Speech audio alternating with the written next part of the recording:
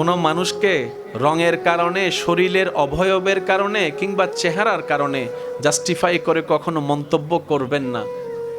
কে কালো কে সুন্দর, যে পার্থক্যটা আপনি আমি চোখ দিয়ে করি সেটা আসল পার্থক্য নয়। কারো গায়ের রং যদি কালো হয়, অর্থ কি জানেন?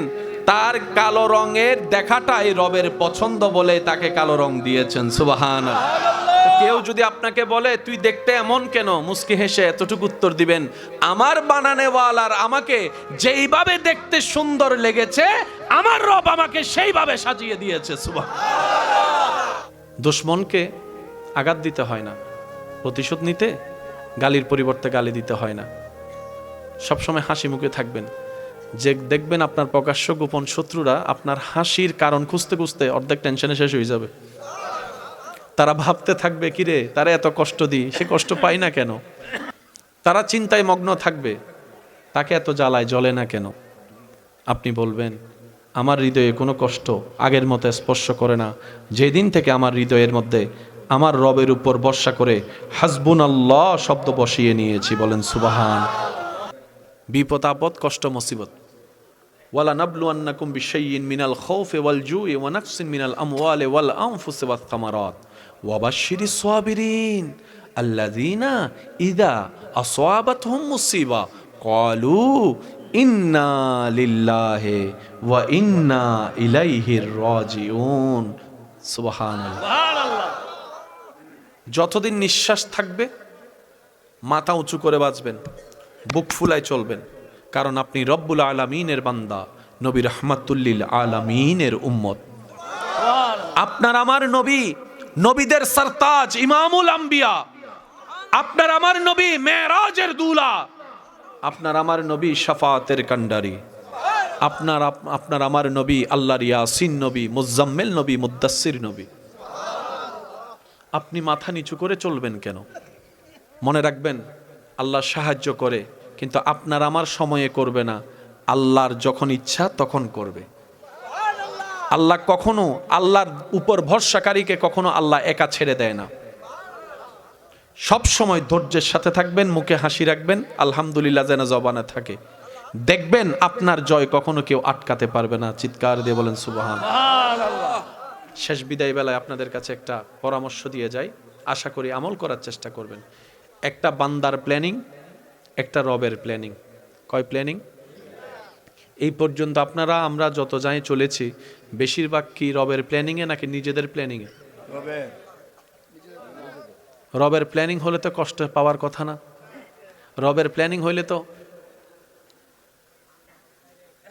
বুঝেন না মনে হয়, রবের প্ল্যানিং হলে তো ফাঁসি দেওয়ার কোনো কথা না। রবের প্ল্যানিং হইলে তো কষ্ট ভুলার জন্য। আমরা অনেক সময় নিজের প্ল্যানিং গুলাকে রবের প্ল্যানিং ভেবে বসে থাকি। আল্লাহ কি কাউকে বলেছে হারাম সম্পর্কে জড়াতে? জড়াই কারা? সেকা খাই কারা? বেকা হই কারা? এই কষ্ট ভুলার জন্য নেশা করি আমরা। বুঝতে পারছি? যতদিন বেঁচে থাকবেন মাথায় রাখবেন, একটা হচ্ছে রবের প্ল্যানিং, একটা বান্দার প্ল্যানিং। বান্দার প্ল্যানিং এ সবসময় 50-50 হতেও পারে, না হতে পারে, পাস করতেও পারি, ফেলও করতে পারি। বুঝতে পারছি কথা?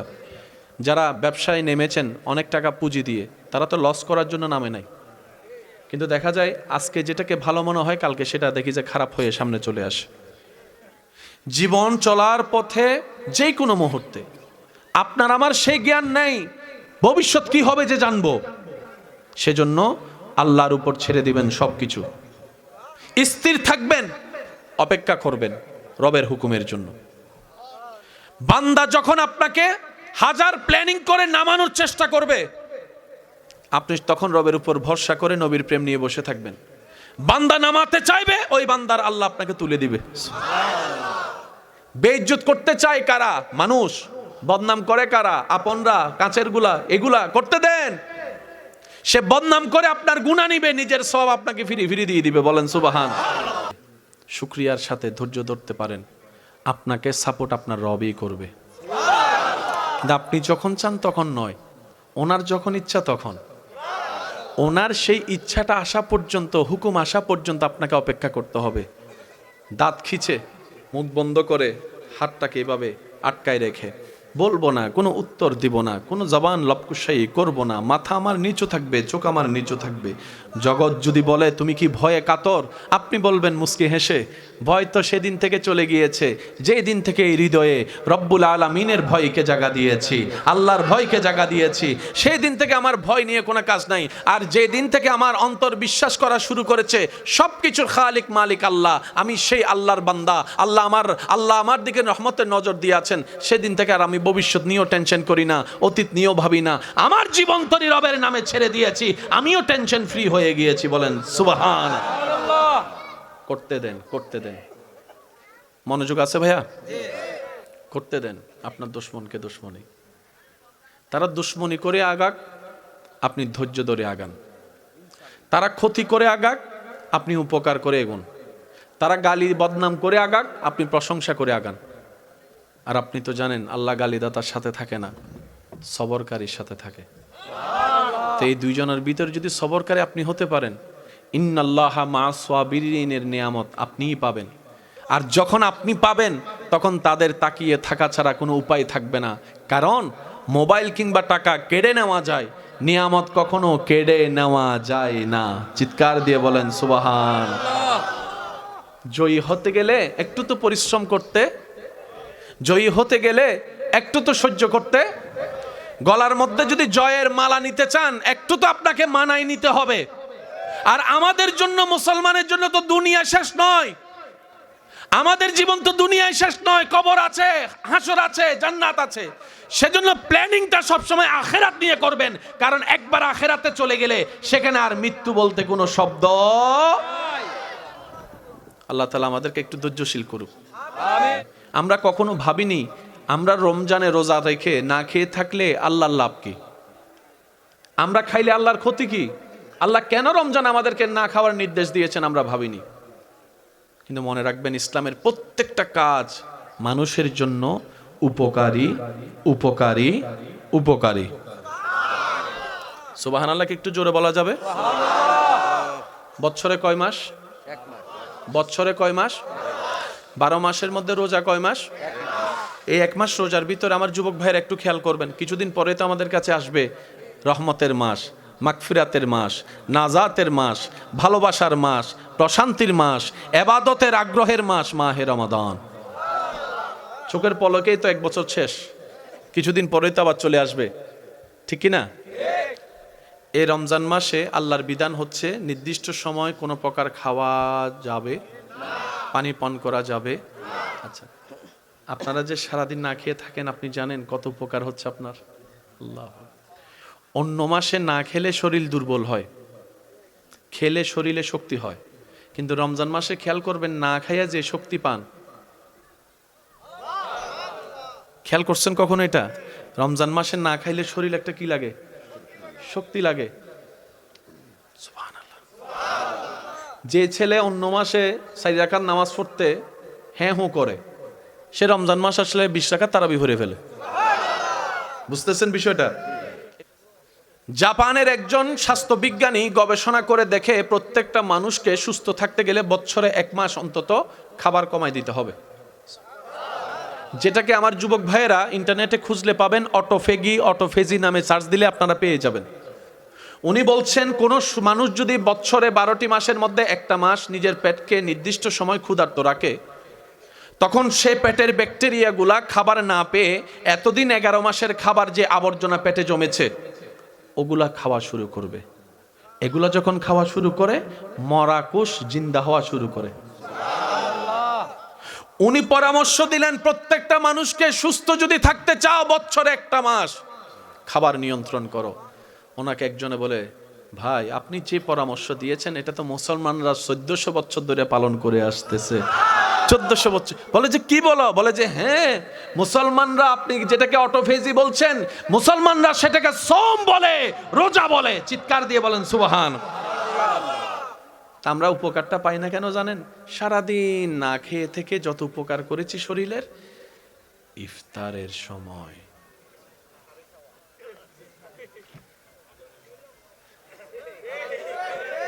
শুনি না, সারাদিন না খেয়ে শরীরের যত উপকার করেছি ইফতারের সময় আবাডিং জাবাডিং কাবাডিং মাবাডিং ল ডুকা আ। অন্য মাসে খাইলে শক্তি বাড়ে, আর রমজান মাস ইফতার করে আমি আর লড়তে পারি, ওই উপকারটা পুরাই শেষ করে দিয়েছি। কথা বলেন ঠিক কিনা? সেজন্য আমি ব্যক্তিগত তরফ থেকে অনুরোধ করব, যাদের সুযোগ সামর্থ্য হয় আপনারা চেষ্টা করবেন সাহারির সময় আপনারা একটা খেজুর অন্তত খাওয়ার চেষ্টা করুন। পারবো না ইনশাল্লাহ? যদি না থাকে একটা খেজুরকে 5 জনে ভাগ করে খায়। আচ্ছা, আমি আপনাদেরকে শর্টকাট বলি, যুবকরা মনোযোগ আছে তো ইনশাল্লাহ? আমি অল্প কিছুক্ষণের মধ্যে বিদায় নিচ্ছি, একটু খেয়াল করবেন। এটা কি? তৃষ্ণা লাগলে কি খেতে হয়? আমি বলতে থাকবো, আপনারা শুধু বিধানটা বলবেন, দাঁড়িয়ে না বসে। এখানকার পানি যদি খেতে হয় বলেন না। ঢাকার পানি, কুমিল্লার পানি, চট্টগ্রামের পানি, তাহলে একটু বাইরেই যাই। দুবাইয়ের পানি, লন্ডনের পানি, একটু জোরে বলতে হবে। আফ্রিকার পানি, কানাডার পানি, লন্ডনের পানি, নিউজিল্যান্ডের পানি, আমেরিকার পানি, জমজমের পানি। হ্যাঁ হ্যাঁ, এটার মেইন বেজ হচ্ছে H2, বলেন বলেন, H2O পানি, H2। পৃথিবীর সমস্ত পানি আপনার হাতে যখন আসবে, বসে বসে, জমজমের পানি যখন হাতে, কেন এই বসানো, কেন এই দাঁড়ানো? আল্লাহ আল্লাহ আল্লাহ আল্লাহ। মনে রাখবেন, যারা মক্কাতুল মুকাররমা মদিনাতুল মুনাওয়ারা গিয়েছেন বিশেষ করে রমজান মাসে, তারা আমার চাইতে আরো ভালো জানবে, বুঝাতে পারবে আপনাদেরকে। পৃথিবীর সমস্ত পানি তৃষ্ণা নিবারণ করে, কিন্তু জমজম এমন একটা কোয়ালিটিফুল পানি যেটা তৃষ্ণা নিবারণ করে, সুবহানাল্লাহ। যেটা ক্ষুধা নিবারণ করে, সুবহানাল্লাহ। যেটা শরীরে রোগ প্রতিরোধ ক্ষমতা বৃদ্ধি করে, সুবহানাল্লাহ। যেটা আপনার শরীরের বিতর্গত শক্তি বাড়িয়ে দেয়, সুবহানাল্লাহ। জমজম, সুবহানাল্লাহ বলুন। এত আস্তে আস্তে সুবহানাল্লাহ বলছেন। সুবহানাল্লাহ বললে কি গুনাহ হবে না সওয়াব? তা আমার মতো যাদের একটু গুনাহ বেশি সওয়াব কম, তারা মহাব্বতের আওয়াজে বলেন সুবহানাল্লাহ, মাশাআল্লাহ। আর একটু জোরে বলেন সুবহানাল্লাহ। আল্লাহ তাআলা আমাদেরকে একটু বুঝার তৌফিক দান করুন। সেজন্য যত পারবেন জমজম খাবেন। যদি ওখানে যান, আল্লাহ নেই আপনাকে, জমজম ছাড়া কোনো পানি ধরার দরকার জমজম জমজম জমজম। সারাদিন ক্ষুধার্ত থেকে মক্কাতুল মুকাররমা মদিনাতুল মুনাওয়ারায় যারা ইফতার করতে বসে, ইফতার সামনে নিয়ে বসে, এই মুহূর্তটা হচ্ছে আল্লাহর সবচেয়ে প্রিয় একটা মুহূর্ত। বান্দা যখন পেটের ক্ষুধা, বুকের তৃষ্ণা, সামনে খাবার আর পানি, হাত আছে, শক্তি আছে, মুখ খোলা আছে, চাইলেই খেতে পারে কিন্তু খায় না। আল্লাহ ফেরেশতাকে জিজ্ঞেস করে, ফেরেশতা আমার বান্দার কি ক্ষুধা লাগেনি? ফেরেশতা বলে যে আল্লাহ লেগেছে তো। তৃষ্ণা কি লাগেনি? বলে যে আল্লাহ দুপুর থেকে লেগেছে। আমার বান্দা খাচ্ছে না কেন? তখন ফেরেশতা বলে আল্লাহ তোমার হুকুমের অপেক্ষায় বসে আছে, সুবহান। তোমাকে রাজি করার জন্য, খুশি করার জন্য সামনে খাবার থাকার পরও সে খাবার স্পর্শ করছে না। ঠিক ওই মুহূর্তে বান্দা হালাল যে দোয়াটা অন্তর থেকে করবে, আল্লাহ সেটাই তার জন্য কল্যাণকর হিসেবে কবুল করবেন, সুবহান। ইফতারিটা করবেন প্রথমে কি দিয়ে? বলেন না কি দিয়ে? খেজুর খাবেন, শরবত খাবেন, কিন্তু খাবারটা থাকবে লিমিটেড, অল্প। যদি আপনি উপকার চান, বুঝতে পারছি কথা? তেল জাতীয় ভাজা পোড়া থেকে দূরে থাকার চেষ্টা করবেন। অল্প খাবার ফল টুল দিয়ে আপনারা খেয়ে ফেলবেন। নামাজ শেষ করে মাছ আপনার 9টা-10টার দিকে অল্প করে কিছু খেলেন, তারপর ডাইরেক্ট সেহেরি। আমাদের নবীজিকে আল্লাহর হুকুমে সিনা সাক করা হয়েছে, জমজমের পানি দিয়ে কলপ দৌত করা হয়েছে। সেই পানিকে জিবরাইল আমিন আবার জমজম কূপে যেদিন থেকে ঢেলেছেন, সেদিন থেকে জমজম কূপের পানি আমরা দাঁড়িয়ে খাওয়া শুরু করেছি। আল্লাহু আকবার, আল্লাহু আকবার। কেমন শানওয়ালা নবীর উম্মত আল্লাহ আপনাকে আমাকে বানিয়েছেন। আপনি এখানে দাঁড়িয়েছেন নামাজে, কিন্তু ফেরেশতারা আপনার অবয়বকে ওখানে দেখা যাচ্ছে যে আপনি আল্লাহর দরবারের সামনে দাঁড়িয়ে আছেন। আপনি এখানে মাথা ঝুঁকালেন, নবী বলে কপাল মাটিতে লাগে না, রবের দরবারে গিয়ে লেগেছে। আপনি এখান থেকে ফিস ফিস করে বলছেন আলহামদুলিল্লাহি রাব্বিল আলামিন।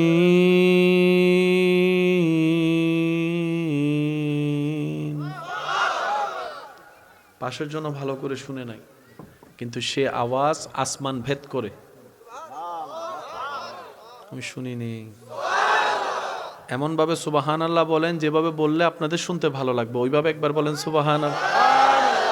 আওয়াজটা এখান থেকে সৌরজগৎ ভেদ করে গ্যালাক্সি ট্যালাক্সি ফেলে প্রথম আসমান ভেদ করে ওইখান পর্যন্ত পৌঁছায় যাচ্ছে আপনার ছোট্ট এই ফিস ফিস করে রবের প্রশংসার আওয়াজ। নবী রাহমাতুল্লিল আলামিনের উম্মত হওয়ার সুবাদে আল্লাহ তাআলা আপনাকে আমাকে জিরো থেকে হিরো বানিয়ে দিয়েছেন। সেজন্য মাথায় রাখবেন, শয়তান সব সময় লেগে আছে, ছিল, থাকবে। সে আমরা জিতুক সেটা কখনো চায় না। জিতার অর্থ সেটা নয় অন্যকে হারিয়ে পিঠটা মাটির সাথে লাগিয়ে বেইজ্জত করে আপনি আমি জিতে গেলাম, সাময়িক জিতা, সেই জিতা নয়। শয়তান চায় না কোনো বান্দা আল্লাহর নূরের পথে এগোক। শয়তান সহ্য করতে পারে না বান্দা তাহাজ্জুদের সিজদা দেখ। শয়তান সহ্য করতে পারে না বান্দা তওবা করুক, রবের কাছে কান্নাকাটি করুক, সেই সহ্য করতে পারে না। শয়তান পারে না সহ্য করতে কেউ কাউকে ক্ষমা করুক, কেউ কারো উপকার করুক। কেন পারে না? কারণ আপনার এই কাজ করলে রব খুশি হয়, রব খুশি হলে গুনাহ মাফ হয়, জান্নাত পাওয়া সহজ হয়ে যায়। বলেন সুবহান। দুনিয়াতে যতদিন বাঁচবেন মাথায় রাখবেন, বিভিন্ন ধরনের মুসিবত কষ্ট আপনাকে পাকড়াও করবে, কিন্তু আপনার আমার এই জায়গায় মেইন বেস ভরসাটা কি জানেন? আমাদের একজন আল্লাহ তো আছে। সুবহানাল্লাহ। আমাদের যদি অভিভাবক না থাকতো, আমরা যদি অভিভাবকহীন হতাম, তাহলে না হয় মন খারাপের একটা হাজারটা কারণ আছে। এবার সত্যি করে বলেন, রিজিক দেওয়ার মালিক কে? আল্লাহ। আমরা বেশিরভাগ মানুষ রিজিক মানে মনে করি খাবার, না। আল্লাহর পক্ষ থেকে আপনার জন্য প্রত্যেকটা কল্যাণকর নিয়ামতের নামই হচ্ছে রিজিক। এই যে চোখে দেখতে পারা, এটাও রিজিকের অংশ। কথা বলতে পারা রিজিকের অংশ। কেউ যে কিছু বলছে আপনি শুনছেন, এটাও রিজিকের অংশ। শোনার পরে যে বুঝে আবার উত্তর দিয়েছেন, এটাও রিজিকের অংশ। ওই রকম একজন রাজ্জাক তো আমাদের আছে। এত বড় একজন মালিক থাকতে তো আপনার আমার টেনশন করার কোনো দরকার নাই। তো কেন আসে? মনে রাখবেন, বিপদ আপদ কষ্ট মুসিবত, ওয়ালা নাবলুয়ান্নাকুম বিশাইইন মিনাল খাউফি ওয়াল জুই ওয়া নাকসিন মিনাল আমওয়ালি ওয়াল আনফুসি ওয়াস সামারাত ওয়া বাশশিরিস সাবিরিন আল্লাযীনা ইযা আসাবাতহুম মুসিবা ক্বালু ইন্না লিল্লাহি ওয়া ইন্না ইলাইহির রাজিউন। সুবহানাল্লাহ। যতদিন নিঃশ্বাস থাকবে মাথা উঁচু করে বাঁচবেন, বুক ফুলায় চলবেন, কারণ আপনি রব্বুল আলামিনের বান্দা, নবী রাহমাতুল্লিল আলামিনের উম্মত। আপনার আমার নবী নবীদের সরতাজ, ইমামুল আম্বিয়া। আপনার আমার নবী মেরাজের দুলা। আপনার আমার নবী শাফাতের কান্ডারি। আপনার আমার নবী আল্লাহর ইয়াসিন নবী, মুজাম্মিল নবী, মুদ্দাসসির নবী। আপনি মাথা নিচু করে চলবেন কেন? মনে রাখবেন, আল্লাহ সাহায্য করে, কিন্তু আপনার আমার সময়ে করবে না। আল্লাহর যখন ইচ্ছা তখন করবে। আল্লাহ কখনো, আল্লাহর উপর ভরসাকারীকে কখনো আল্লাহ একা ছেড়ে দেয় না। সব সময় ধৈর্যের সাথে থাকবেন, মুখে হাসি রাখবেন, আলহামদুলিল্লাহ যেন জবানে থাকে। দেখবেন আপনার জয় কখনো কেউ আটকাতে পারবে না। চিৎকার দিয়ে বলেন সুবহানাল্লাহ। শেষ বিদায় বেলায় আপনাদের কাছে একটা পরামর্শ দিয়ে যাই, আশা করি আমল করার চেষ্টা করবেন।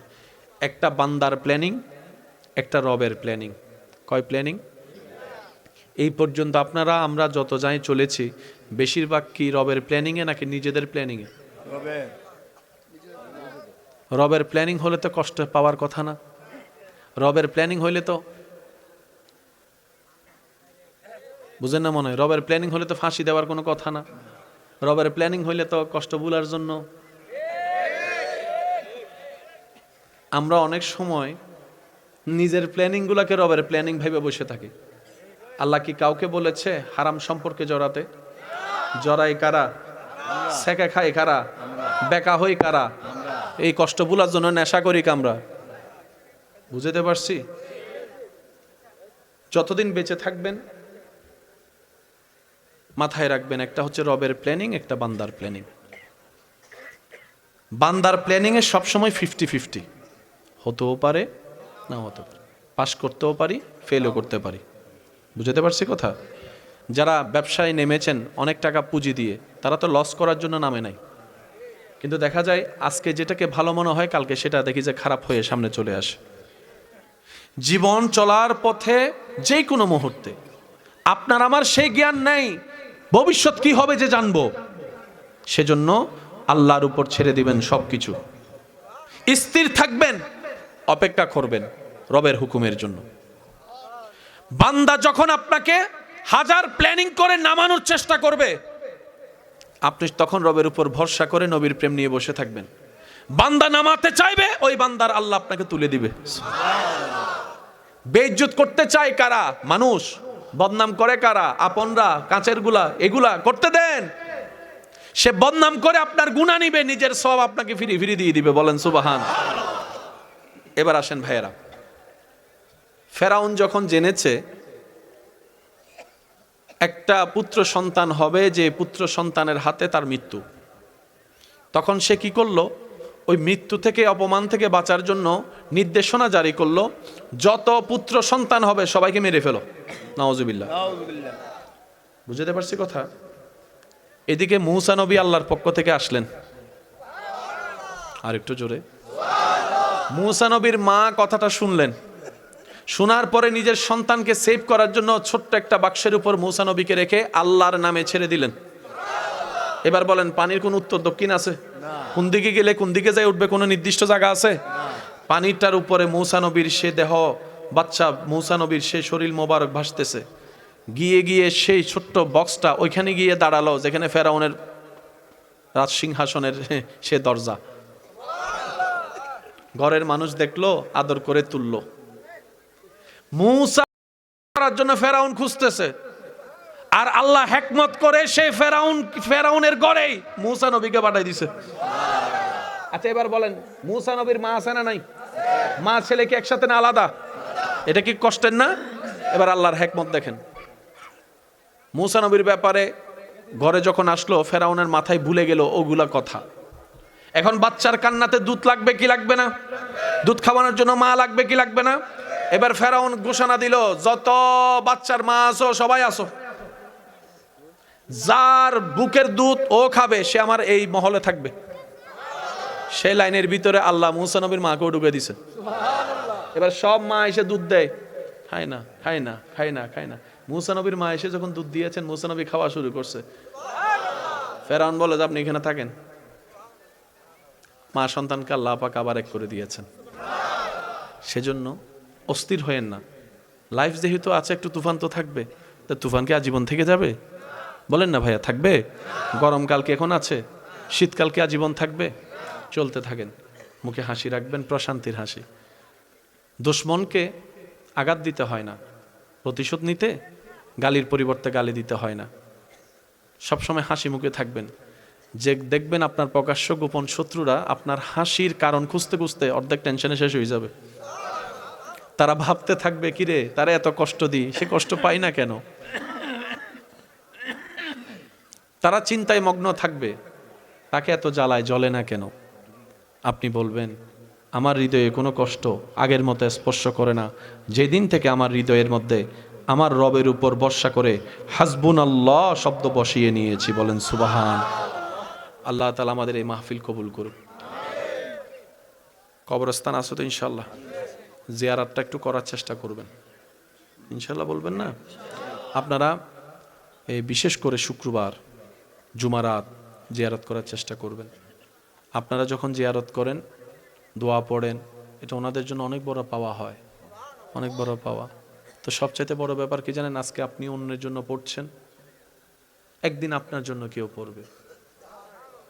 বুঝাতে পারছি কথা? তো একটু কবরস্থান পরিষ্কার রাখবেন। বিশেষ করে এই দায়িত্বগুলো যুবকদেরকে নিতে হবে। যুবকরা একটু বলেন না।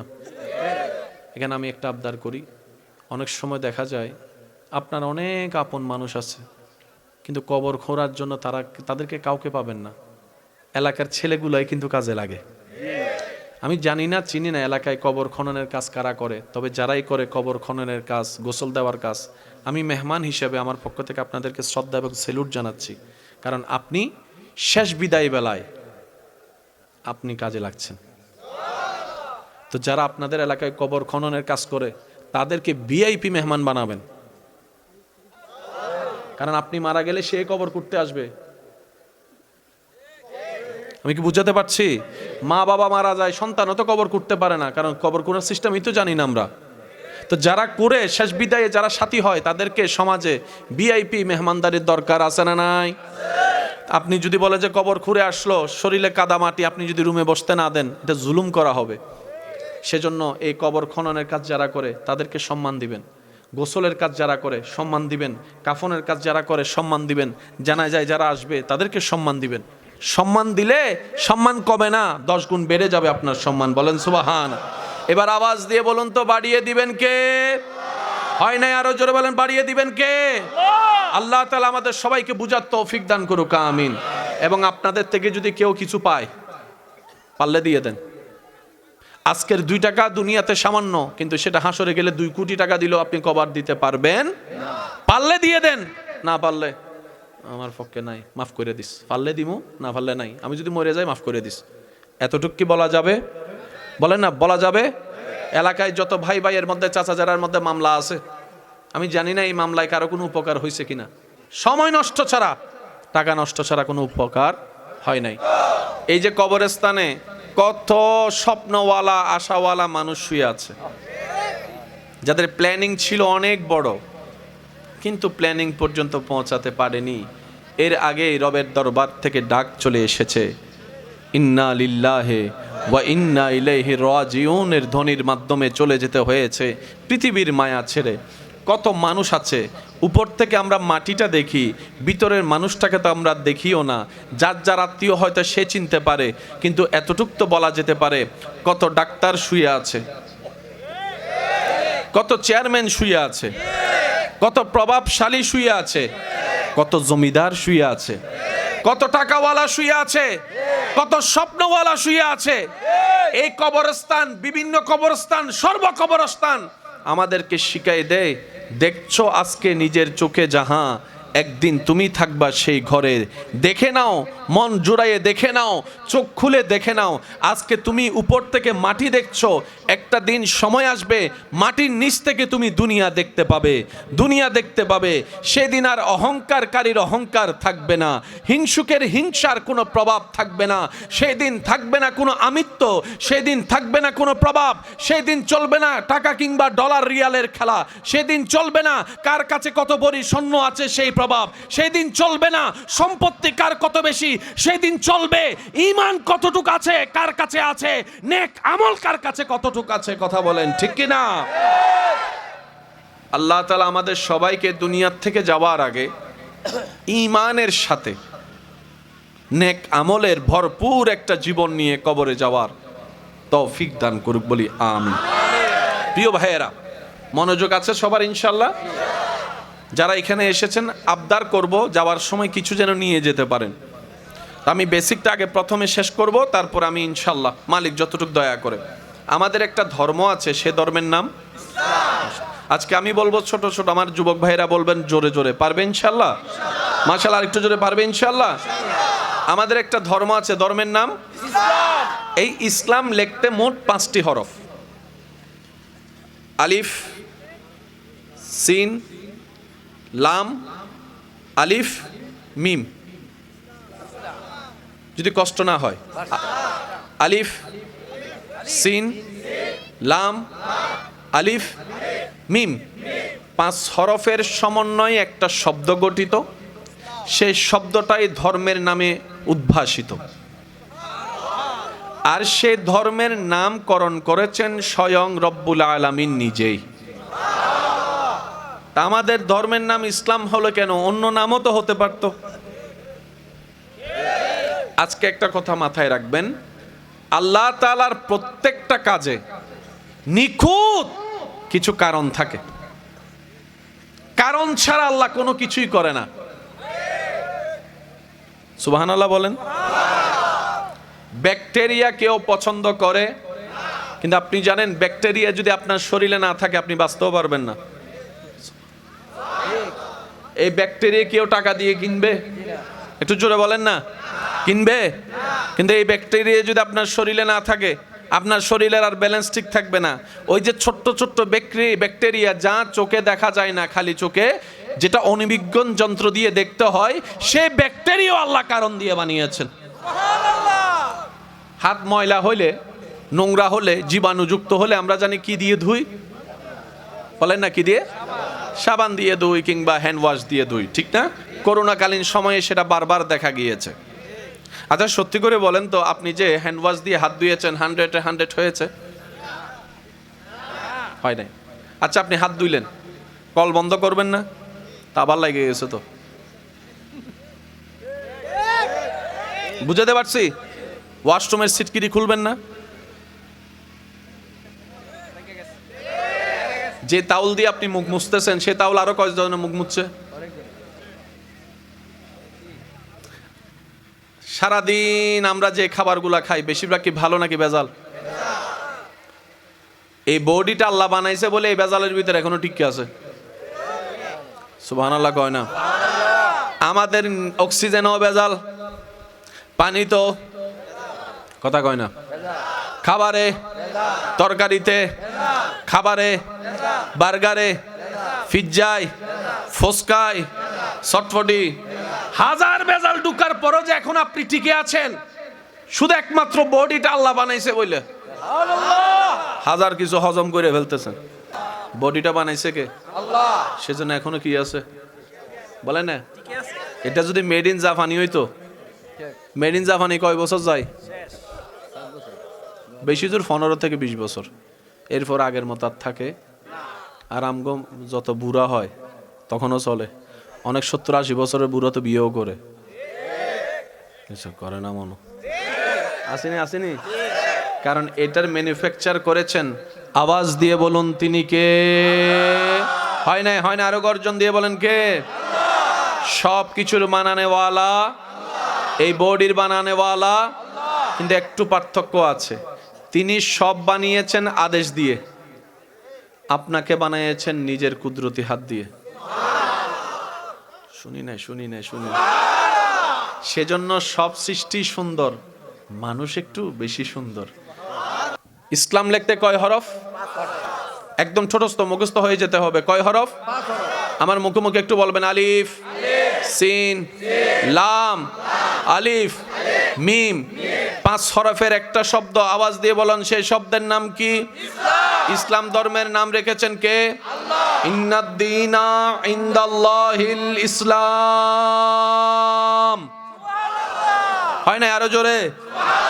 এবার সেটিংটা কার? এবার প্রশ্ন করব, আপনারা উত্তর দিবেন। ধর্ম কি গরু ছাগলের জন্য, পশু পাখির জন্য, না মানুষের জন্য?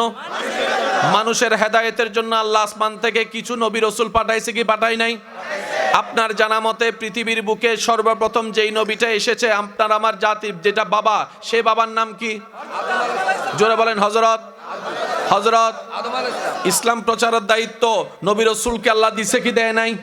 এই নবী রাসূলের প্রথম এসেছেন হযরত আদম, শেষে একদম সবার শেষে এসেছেন আমাদের নবী হযরত মুহাম্মদ সাল্লাল্লাহু আলাইহি ওয়াসাল্লাম। আমাদের নবীর পরে কোন নবী নাই। আদম নবীর আগে কোন নবী নাই। দুনিয়াতে আসার সময় আদম নবী প্রথম, আমাদের নবী শেষ। সুবহানাল্লাহ। আর ইসলাম প্রচারের দায়িত্ব কাদের? নবী রাসূলের। বলেন না কাদের? ইসলাম প্রচারের দায়িত্ব কাদের? নবী রাসূলের। নবীদের ভিতর প্রথম এসেছেন হযরত আদম আলাইহিস সালাম, শেষে এসেছেন আমাদের নবী। ঠিক আছে? এবার অঙ্কটা মিলান। ধর্মের নাম কি? ইসলাম। ইসলাম ধর্ম শুধু আমাদের নবীর না, মনে রাখবেন। প্রত্যেকটা নবী রাসূলের ধর্ম একটাই। সুতরাং এটার চাইতে পুরাতন কোন ধর্ম, যেটা আদম নবীর আগে কেউ নাই, ওনার ধর্মের আগে কোনো ধর্ম নাই। ওনার ধর্মই হচ্ছে ইসলাম। শুরু হয়েছে আদম নবী থেকে, কমপ্লিট হয়েছে আমাদের নবীর বেলায়। আল্লাহ সেই দৃশ্য কোরআনে এইভাবে বলে, আল-ইয়াওমা আকমালতু লাকুম দীনাকুম ওয়া আতমামতু আলাইকুম নি'মাতি। সুবহানাল্লাহ, মাশাআল্লাহ। আচ্ছা, ধর্ম কয়টা? এই ধর্ম প্রচারে কতজন নবী আসছে? লক্ষ লক্ষ। শুরু হচ্ছে আদম নবী থেকে, শেষ হচ্ছে আমাদের নবী। এবার আদম নবীর নামটা দেখেন, আলিফ দাল মিম। আলিফ দাল মিম। আমাদের নবীর নাম দেখেন, মিম হা মিম দাল। এবার ইসলাম নামটা খেয়াল করেন, আলিফ সিন লাম আলিফ মিম। কয় হরফ? প্রথম হরফ বলেন, প্রথম হরফ। শেষ হরফ মিম, শেষ হরফ। বাস্তবতা দেখা যায় আদম নবীর আলিফ দিয়ে শুরু, আমাদের নবীর মিম দিয়ে শেষ। আরেকটু জোরে, আদম নবীর আলিফ, আমাদের নবীর মিম। আলিফ দিয়ে শুরু, মিম দিয়ে শেষ, ইসলাম গঠিত হয়েছে। আচ্ছা, এই ইসলামের মাদ্রাসার ভাইরা থাকলে একটু দোয়া দিয়ে স্মরণ করবেন। ইসলাম 5টি হরফের মাদ্দা হচ্ছে সিন লাম মিম। আচ্ছা, সবাই মিলে আমাকে একটা সালাম দেন। আসসালামু আলাইকুম ওয়া রাহমাতুল্লাহি ওয়া বারাকাতুহু। দিয়েছেন যেহেতু এটা সুন্নত, আমাকে উত্তর দিতে হবে। এটা হচ্ছে ওয়াজিব। ওয়াজিব মানে কি জানেন? এতটুকু বুঝেন। ওয়াজিব মানে হচ্ছে যে ওই যে আপনাদের এলাকায় আমাদের সিডেঙ্গে বাসায় গাঁর দড়ি হ উত্তর দে, মানে কেউ যদি সালাম দেয় আপনাকে উত্তর দিতে আপনি বাধ্য, এটার নাম ওয়াজিব। আমি কঠিন না, যত সহজ পারে আমি চেষ্টা করছি, বাকিটুকু আল্লাহ পাকের ইচ্ছা। এই যে আপনারা আমাকে সালাম দিলেন, এটা তো মুসলমানদের একটা চরিত্র অভ্যাস, কিন্তু কখনো ভেবে দেখেছেন কেন সালাম দিতে হয়? আপনি বলবেন সওয়াব। বাবা কাউকে বসতে বললেন না, থাক থাক দরকার নেই, দরকার নেই, না না দরকার নেই, বসতে বললেন না, থাক। কেউ বসে শুনে শান্তি পায়, কেউ দাঁড়িয়ে, ঠিক কি না? আপনারা যে সালাম দিলেন, এই সালাম দেওয়ার প্রচলনটা কেন হয়েছে? আল্লাহু আকবার। সুন্নতটা আকার হলো কেন? ও ভাই ভালো আছেন, এটাও তো বলতে পারতেন। সালাম কেন? ইসলাম যে কত চমৎকার। আমাদের ধর্মের নাম ইসলামের কয় হরফ? মূল হরফ কয়টি? সিন লাম মিম। এই সিন লাম মিমের সাথে আসসালামু আলাইকুমের একটা সম্পর্ক আছে না নাই? আপনারা আমাকে সালাম দেওয়ার অর্থ কি জানেন? আল্লাহু আকবার। সালাম কতটুকু? আসসালামু আলাইকুম বলেন, আসসালামু আলাইকুম, এটা সালাম। এরপরের গুলা দোয়া। একটু যদি খেয়াল করেন, হাজারবার দিয়েছেন, একটু উলামায়ে কেরামের দোয়া নিয়ে। আসসালামু আলাইকুম এক পাঠ, ওয়া রাহমাতুল্লাহি ওয়া বারাকাতুহু। প্রথমটা দিলেন সালাম, পরেরটা করলেন দোয়া। আপনি আমাকে বলছেন না বুঝে বলেন আর বুঝেই বলেন, ভাই ওয়া রাহমাতুল্লাহি, আমার আল্লাহর রহমত তোমার উপর বর্ষিত হোক, ওয়া বারাকাতুহু, আল্লাহর বারাকা তোমার উপর আসুক। তো যে যার জন্য কল্যাণের দোয়া করে তার সাথে কোনো শত্রুতামি করতে পারে? সালাম মানে কি জানেন? আমি যখন বলবো আসসালামু আলাইকুম, আপনি যখন বলবেন আসসালামু আলাইকুম, এর একটা জাহেরান অর্থ আছে, আপনার উপর শান্তি বর্ষিত হোক। শান্তি বর্ষিত কখন হয়? যখন নিরাপদ হয়। শান্তি বর্ষিত কখন হয়? শান্তি কখন হয়? যখন টেনশন থাকে না। অর্থাৎ আপনি আমাকে বললেন, ভাই এটা তো আপনার নিজস্ব কোনো বাড়ি নয়, আত্মীয়তার সম্পর্ক কেউ নাই, পরিচিত কেউ নাই, আপনি মেহমান হয়ে এসেছেন, আপনি আমাকে দেখে বললেন আসসালামু আলাইকুম, তার অর্থ হচ্ছে ভাই আপনার টেনশন করার দরকার নাই, আপনার মুসলমান ভাই এখানে আছি, আপনার সম্পূর্ণ নিরাপত্তার দায়িত্ব আমাদের নিয়ে নিলাম। এটার নাম সালাম। কেউ কাউকে যখন সালাম দেয় সে অর্থ মূলত বলে, ভাই তোর কোনো টেনশন, বলে না তোর কোনো টেনশন, তোকে কেউ বকা দিবে, তোকে কেউ মারবে, তোর কোনো ক্ষতি হবে, তোর সম্পদের ক্ষতি হবে, তোর টেনশন করার দরকার, আমরা আসি। আসসালামু আলাইকুম। বুঝতে পারছি? তাহলে সালাম মানে হচ্ছে যে ঝগড়া শেষ। সালাম মানে কি? সেজন্য প্রায় সময় আপনারা হাদিসে শুনেছেন, হয়তো খেয়াল করার সময় হয় নাই, দুই ভাইয়ের ঝগড়া হলে নবী বলেছে সালাম দাও। সালাম দিলে সম্পর্ক কি হয়? এটা কেন হয়? আপনি যখন সালামের অর্থ বুঝে সালাম দিবেন এবং যাকে দিচ্ছেন সেও যখন অর্থ বুঝবে, তখন সে বলবে যে আমার কাছে তুই নিরাপদ, তোর কাছে ভাই আমি নিরাপদ। এখন একজন আরেকজনের কাছে নিরাপদ হলে আর কোনো মামলা নাই, আওয়াজটা একটু বড় হবে, আর কোনো ঝামেলা, নাই, আর কোনো দ্বন্দ্ব। নাই। যেখানে দ্বন্দ্ব, ঝগড়া, ঝামেলা নাই সেখানেই শান্তি, যেখানে শান্তি সেখানেই ইসলাম। অঙ্ক কি বুঝে আসছে? একটু কথা বলতে হবে, অঙ্ক কি বুঝে আসছে? তাহলে আমরা যখনই সালাম দিব তখনই শুধু দোয়ার নিয়ত করব না, সাথে সাথে এটাও বলবো আমার পক্ষ থেকে আমার ইমানি ভাইকে আমি নিরাপত্তা ঘোষণা করে দিলাম। বলেন সুবহানাল্লাহ।